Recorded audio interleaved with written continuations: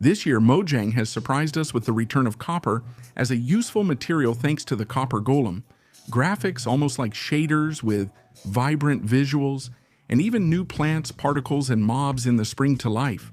And that's just part of what we've seen in 2025. In this video, I'm going to clearly and directly summarize all the new features coming to Minecraft this year.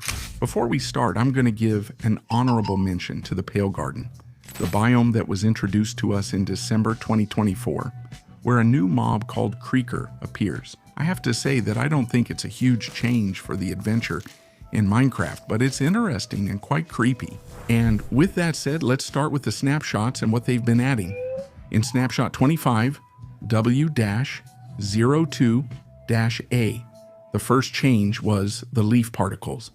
When they added cherry trees, people loved that the trees had an animation of falling leaves, so Mojang decided to implement it for all types of trees. At the same time, they added leaf litter and wildflowers, which give a richer environment to the biomes, making them look more alive. Before, forests, meadows, and tree biomes in general lacked texture.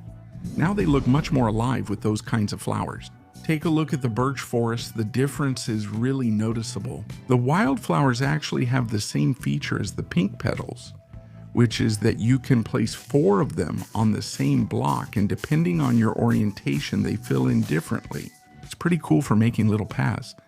Leaf litter, on the other hand, can be used as fuel, although they burn the same as a stick, but hey, fuel is fuel. To get them, you can burn any type of leaf in the furnace, and you'll get it. In this same snapshot, they added pig skins, which would set a precedent for other mobs later on. The regular pig now only spawns in certain biomes, and in the cold biome you'll find this other pig, which seems to have adapted to the environment. Just like in warm biomes like the jungle, you'll find this other pig, which is much more orange. The lodestone, or magnetite in Spanish, has undergone a significant change. Instead of costing netherite, now it costs iron, and you can find it in ruined portals, which makes it much more accessible for new players. The truth is, it didn't make sense the way it was before. Remember, this block is used to make compasses point to it, marking points of interest. But anyway, you're still going to use coordinates, so it doesn't matter to you. Although now that it's cheaper, who knows, maybe you'll give it a try. And it's also in this version where they've changed the sounds of iron.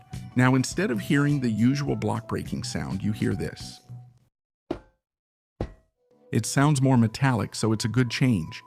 But as always, when this happens, it'll take us some time to get used to the new sound.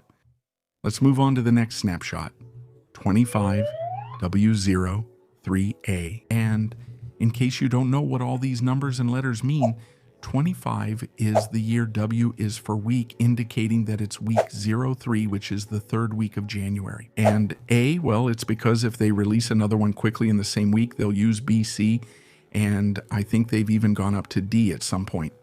Well, in 25W03A, they added more functionality to the leaf litter, and you could compost them to get bone meal. Very useful for automatic farms. Something that is very helpful for those of us testing things in the game is the adding restricted blocks to the creative inventory. To activate them, simply go to Options, Controls, and Enable Operator Items. You have no idea. It used to be tedious to give yourself a barrier or a command block through commands every time you needed one. With this, you have much more freedom. Also, it will let a lot of people know that there are blocks or items they didn't know existed, like the debug stick. Let's continue with 25W04A, where first of all, they reverted a change that had to do with mobility. By the way, 3 snapshots in a row. They worked a lot in January. At the time when they fixed a movement bug, it caused you to stop almost instantly when running and pressing shift. And this messed up a lot of parkours and so on, so they've reverted those changes so it doesn't happen anymore. Backtracking, you could say. And well done, crossbows in turn are now more distinguishable. Now hovering over them shows the effects of the loaded arrow type. Before, this wasn't intuitive and was chaotic for crossbow users. They've added the same feature to blocks with a custom inventory as well. Now when we copy a chest with items using control and the mouse wheel, we can see what's inside in the inventory. That chest is very convenient if you have several different chests, but anyway, this only works in creative mode. Alright, let's move on to the next one, 25W05A. After a month of non-stop work, they added new textures to the second mob, the cow, just like we saw with the pigs. Now there are warm biome cows that are much more reddish and smooth, and there are also cold biome cows that seem to have more fur and horizontal horns. Pretty interesting. They've also added 2 more decorative blocks, in this case also for biomes. One is bushes, which you can see on screen, and the other is bushes with fireflies, a variation where they look more yellow and emit firefly particles. It wasn't what they originally promised would come with the frogs, but hey, it looks cool in my opinion. In this snapshot, they also added specific sounds for the desert and the Badlands, where you can feel the wind moving the sand. It doesn't really change my life, but new players will appreciate the added atmosphere. For those using leather boots in the mountains to avoid sinking, note that you'll now sink if you fall from over 2 blocks high. You won't sink fully though, it's just 1 block, but keep that in mind. In the next snapshot, 25W06A, they added the last mob so far to have a custom texture, the chicken. In warm biomes, it will look orange, just like its eggs. Okay, that sounded a bit off, that wasn't my intention. And in cold biomes, it will be bluish and have a crest. The texture of the eggs will also change. Hey, stop being so foul-mouthed, please. Focus. They've also added more atmosphere to deserts by adding dry grass, which gives the biome a bit more life. They also added flowers to the cacti, which, well, gives some decoration and color to the desert. I think it looks a bit cooler this way. Now let's move on to one of the most notable changes so far, which is the change to ender pearls regarding chunk generation. Previously, they generated chunks as they moved but didn't simulate them, so they lacked functionality. Now you can place an ender pearl in your iron farm so that it's active all the time without needing to build it in the spawn chunks. This change is very important, but I'll tell you why later. This change prevents the speedrun trick of lowering render distance, throwing an ender pearl, and then raising it to make the pearl land, since the ender pearl now loads chunks. But it doesn't matter because you're going to keep speedrunning in 1.16 anyway. Now we're moving on to 25W-08-A, where they added personalities to wolves, just like we have with pandas. The thing is, they don't have an aesthetic or visual function, but rather a sound one. The only thing they do is make different sounds. A pretty useless change in my opinion. But a change that I think was long overdue was the colors of sheep wool. Before, their faces stayed white, which didn't make much sense. So now their faces changed to match the color of their wool. Much more aesthetic and realistic. And a cool change that I personally liked is the change in spawn eggs. Now each spawn egg is much easier to tell apart visually than before. Well, I'm lying.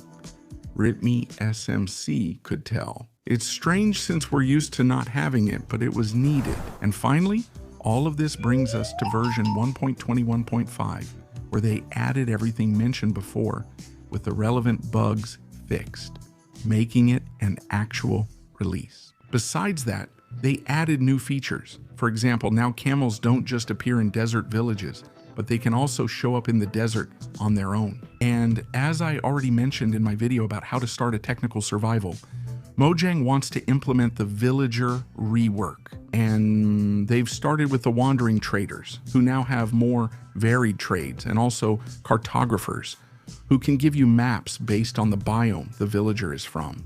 This will probably help a lot with exploration. They've also made bundles appear in every village imaginable, which encourages their use more in the early game, at the beginning of the game. What did you think? That the video was already over? But there are still many more things to discover. A while after 1.21.5, they'll keep releasing snapshots. And in 25W-15-A, the Happy Ghast was introduced, a peaceful mob that you can ride and walk on top of. It has its uses, although it's a bit slow. You can find it in the Nether biome, Soul Sand Valley, and we'll find it in some fossils. Not in all of them. Completely solidified. If we take this to the overworld and soak it in water, it will grow into a mini ghast that if we feed it snowballs, will grow into the Happy Ghast we know. Even though this is reusing something that already exists, I think it's fine. They're pretty cute. In fact, we have a few in my survival world. I think we got a little carried away, but they're just so much fun. As I told you, you can ride them and you can dye their harness so it appears in a different color, which is pretty visual. This is the crafting recipe for the harness, and this is the crafting recipe for the Ghast block itself. They also added the locator bar in this version. Basically, in multiplayer worlds, now you'll have a player locator in your experience bar. In my opinion, it's one of the most relevant things they've added this year. Don't worry. When you gain experience, it will show the amount you have, but if not, you will have a tracker for the players on the server. That way, you won't have to ask your friends for their coordinates. You can hide this information while sneaking, while wearing a pumpkin head or the head of any mob like a creeper or zombie. You can also achieve the same effect with an invisibility potion until it runs out. The closer you are to the player, the bigger their dot will appear on the bar.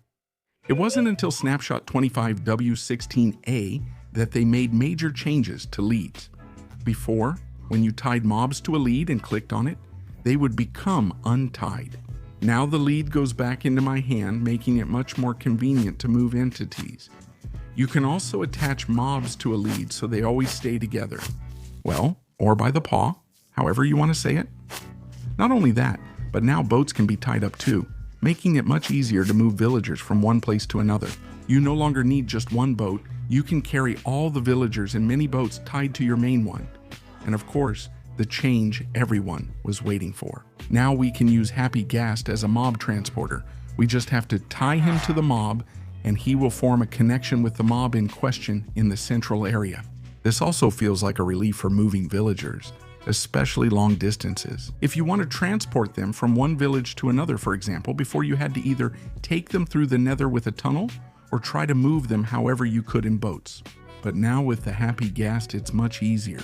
The next relevant snapshot is 25W19A, but I don't want to move on without mentioning that in 18, the crafting recipe for leads was changed. Now instead of using a slime ball in the center, it's just made with string, much simpler and more accessible, encouraging players to use it more often, regardless of whether they know how or are able to hunt slimes. Now for real, in this snapshot, they added the fog. It went viral because it gave the impression of playing a very old version of Minecraft. The comparison is remarkable, and they also aim to give the sun a more atmospheric look. Now the sunsets are more vibrant than ever, and of course they've added even more fog to the rain. The game now looks more realistic and spectacular, though it may feel strange if you were used to the previous version. In the next snapshot, 25W20A, they added the music disc Tears, which you get by killing a Ghast with its own fireball. If you didn't know this was possible, it always felt like an achievement. Each time you did it, you earned it. It's called Return to Sender. They also added craftable saddles. You no longer need to find them in temple chests or villages. In fact, now instead of finding them, you'll get leather, because with 3 pieces of leather and 1 iron ingot, you can have as many as you want. Let's quickly move on to 25W21A. Now, horses can eat carrots. I'm not sure why Mojang waited so long, but I'm glad they've finally added it to the game. And finally, we arrive at version 1.21.6. Its official name is Minecraft Chase the Skies, which included all of this along with the relevant improvements. A little later, with barely any snapshots in between, they added version 1.21.7, where they introduced the lava chicken disc, which you get by killing the baby zombie that rides a chicken. In other words, a chicken jockey. Insert chicken jockey joke, Minecraft movie, pond. Besides this, they also added a new painting, Dennis, a dog that was seen for a whopping 2 seconds in the Minecraft movie. Let's move on to the highly anticipated copper update. First, we have 25W31A, where they reskinned most textures like armor and tools and added more states to lightning rods. Previously, it had just one, the non-oxidized one. Now, it includes all oxidation stages. It's also worth mentioning that the new copper tools and armor are worse than iron ones, since copper is more accessible for new players. I find it a bit funny, but well, I hope at least they also have oxidation effects. I don't know, just to give it some life.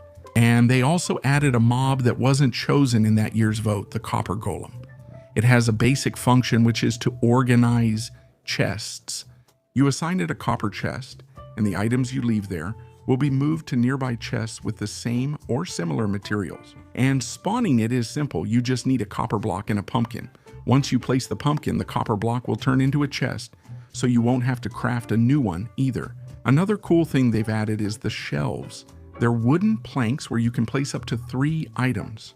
What I've seen the most with this new block are slot machines. People are really obsessed with this. In the next snapshot, 25W32A, they added copper lamps and torches. Yes, just like you heard. These give off a green light instead of the orange or blue we've had until now. I guess they're fine as decoration. The next relevant thing comes in 25W33A, where they added a light in the end. Mojang's intentions are still unclear, but I feel the long-awaited end update is coming. We've said this for years. Seeing this would make me so happy. I doubted Mojang would act, but I don't want to get my hopes up. And, well, as a fun fact, now iron golems, when they show the flower in their hand, can put it on the head of copper golems. Look at them, how cute they are. They've also changed waterlogged leaves. Now you can click on the leaves with Shift to move the water out of them. Before, it was impossible. This is a big change. Many people complained about not being able to make water drops on leaves. That won't be an issue now. The next relevant snapshot is 25W-36-A, where they added mannequins. Do you remember that before, to generate players in your world, you needed the carpet mod? Well, now with the command summon Minecraft mannequin, you can generate a mannequin, which you can give items to or attack, as well as change its name to that of your favorite player. Could it be me? That's right. You can have me in your world, but you should know that these mannequins don't work exactly like bots, because they can't spawn mobs, so they're not useful for farms. They're just good for putting them in a shop and making a joke. As of today, the latest playable version we have is 1.21.9, where all the previous updates have already been added, paving the way for the copper update. This version came out 2 days ago, so it couldn't be any newer, but it doesn't have much worth mentioning either, so we're going to skip it. But wait a moment, I haven't explained to you why it's so important that Ender Pearls load chunks now. Well, you see, at the end of July, it started being said that Mojang is considering removing spawn chunks completely, since they use a lot of memory and it's counterproductive for casual players. And of course, since there are already chunk loading systems like the Ender Pearl in a stasis chamber, they prefer that players use these kinds of methods to keep chunks loaded. This has divided opinion in the technical community, since a lot of people use spawn chunks to have farms loaded continuously. However, other players believe that with the alternatives available, the spawn chunks aren't such a big deal. Tell me what you think in the comments. Wait, I think I'm forgetting something. Of course, Minecraft Live. This year they've shown us several things, including the Copper Age implementation we've covered in this video, and a preview of upcoming additions. The Nautilus is a new mob that will be rideable and is, in a way, a happy Ghast for the depths of the ocean. It's made so you can build and explore easily underwater, since it gives you the water breathing effect when you ride it, although it seems like the effect has a Nautilus symbol, so we'll probably have a new potion effect. It's been shown you can equip it with armor and a small turbo for speed, and they can breed if given a pufferfish, which is helpful since pufferfish were only used for water-breathing potions. And along with the Nautilus, we'll have the Zombie Nautilus, which looks greener and has brighter eyes, and it can be ridden by a drowned with a trident who will attack and chase us until we're finished. Another thing they're also going to add is the Spear, a new melee weapon with a mechanic similar to what we saw with the mace back in the day. The Spear does more damage the higher your horizontal speed is. That means you can one-shot someone if you're going really fast. I imagine you can achieve this by flying with elytra or riding in a boat on an ice surface, or maybe even with a trident. And more importantly, they've revived the zombie horse, quite literally. This mob has existed for a long time, but never in survival. And today they've finally introduced it to us. Zombies will be able to spawn riding this horse with a spear and will attack us, testing out this new spear mechanic. If I left things unsaid or wasn't very specific, it's because I wanted to make the video as concise as possible.